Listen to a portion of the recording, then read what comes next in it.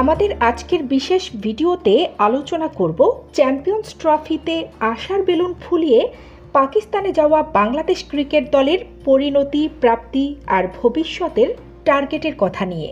তো দর্শক, প্রস্তুত তো খবর সংযোগের সঙ্গে ক্রিকেট আলোচনায়?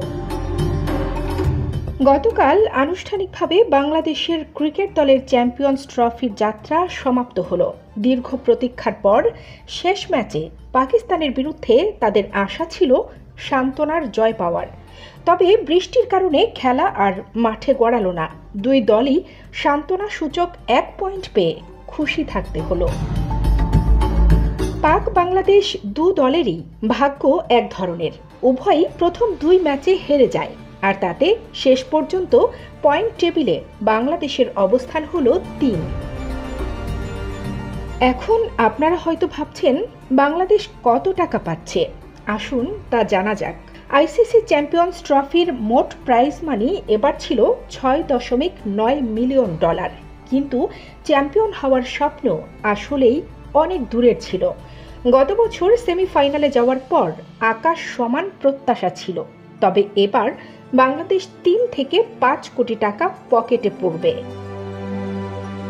চ্যাম্পিয়ন্স ট্রফিতে অংশগ্রহণের জন্য প্রত্যেক দল $1,25,000 অর্থাৎ প্রায় 1,51,00,000 টাকা করে পাবে।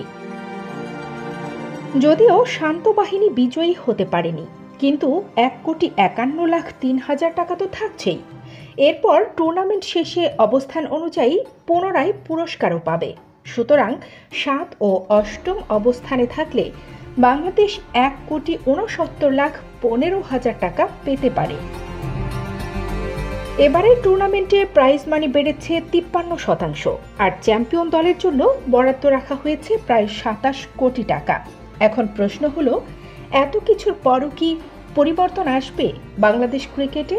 উন্নতির কাহিনী আমরা আগামীতে কি দেখতে পাবো? পরামর্শ হলো, প্রত্যেককে ধৈর্য ধরে সামনে এগিয়ে যেতে হবে। ভেঙে পড়লে চলবে না। আশা রাখতে হবে টাইগার আর ফ্যানদের। বিশ্বাস করতে হবে বাঘের গর্জন আবার ফিরে আসবে। কানিজ ফাতেমা নিপা, খবর সংযোগ।